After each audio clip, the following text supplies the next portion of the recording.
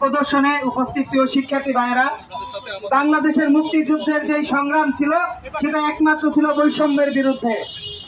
বাংলাদেশের ছাত্র সমাজ বৈষম্যের বিরুদ্ধে ছিল, জুলুম শোষণের বিরুদ্ধে ছিল।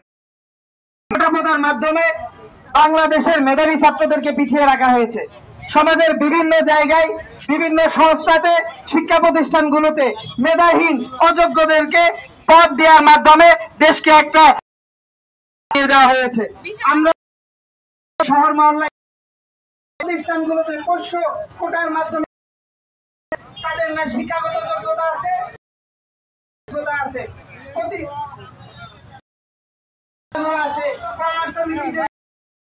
বিভিন্ন যে মহলগুলো আছে সব জায়গায় কোঠার মাধ্যমে অযোগ্যদেরকে দায়ী মাধ্যমে দেশের স্বাধীনতা সার্বভৌমত্ব আজকে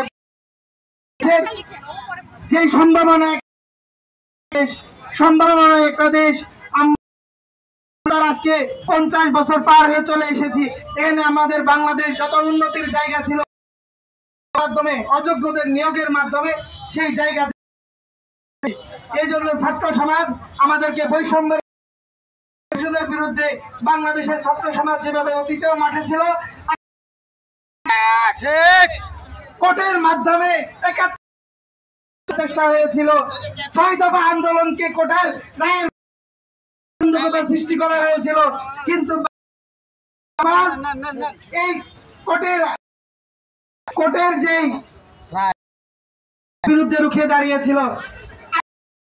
কোর্টের মাধ্যমে ছাত্র সমাজের ন্যায্য অধিকারকে, ন্যায্য দাবিকে বিদ্যাঙ্গুলি দেখানোর চেষ্টা করা হয়, তাহলে সারা দেশের ছাত্র সমাজ এটাকে রুখে দিবে ইনশাআল্লাহ।